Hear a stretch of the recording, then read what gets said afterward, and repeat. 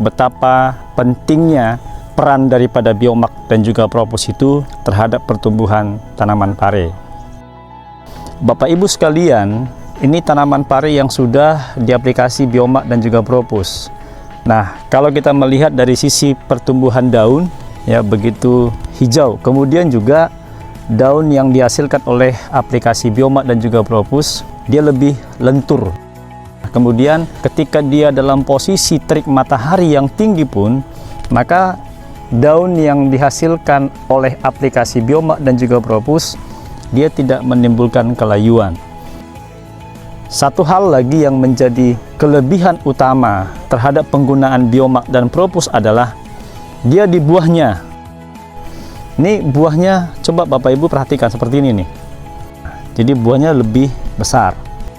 Nah, artinya adalah bahwa sebenarnya si biomak dan propus itu akan bisa mengoptimalkan pembentukan buah di saat tangkai tanaman atau satu jalar tanaman itu bisa menghasilkan bahkan 1 sampai 10 buah yang sudah terbentuk nih. Kemudian biomak propus juga akan membuat pembungaan lebih banyak. Nah, ini bisa dikatakan semua ketiak daun muncul bunga. Ini bisa dikatakan sudah mau menjelang masa panen. Nah, tetapi sekalipun dia sudah menjelang masa panen, bunga tetap terbentuk. Bapak Ibu sekalian, biomak ketika diaplikasi pada bagian tanaman, dia akan mendorong zat gibberellin yang ada pada tanaman itu untuk membentuk bunga lebih banyak.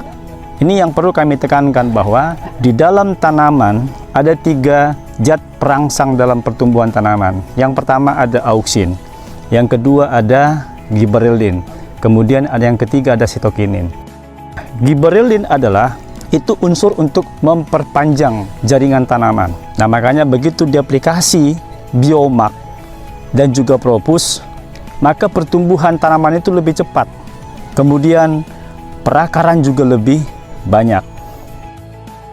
Propus yang kami sebutkan di sini adalah bahwa propus itu merupakan unsur hara fosfat yang memiliki sifat kerja cepat bereaksi, cepat memberikan efek bagi pertumbuhan tanamannya. Kenapa? Karena fosfat kita tahu dia adalah unsur hara makro yang dibutuhkan oleh tanaman, di mana dalam setiap penyusun unsur batang, kemudian penyusun unsur bunga maupun juga daun, itu terdapat unsur fosfat.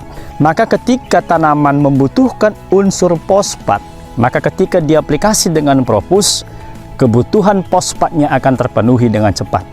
Karena propus itu bentuknya cair. Artinya Bapak Ibu tinggal ambil air, kemudian tuang 100 ml per tangkinya, maka Bapak Ibu bisa langsung aplikasi atau dispray secara merata pada bagian tanamannya. Nah, dengan demikian Bapak Ibu ingat, ketika kita hendak mau menanam tanaman sayuran, ketika kita hendak menanam tanaman pangan maupun juga hortikultura, maka ingat kebutuhan fosfat pada tanaman itu sangat dibutuhkan. Maka berikanlah propus untuk memenuhi kebutuhan fosfatnya. Dan agar dapat mendapatkan hasil yang begitu tinggi, kombinasi antara biomak dan propus untuk pembentukan bunga, daun maupun juga batang, bahkan untuk membuat buah semakin cepat berkembang dengan baik, maka kombinasi antara biomak dan propus sangat diperlukan dan dibutuhkan oleh tanaman.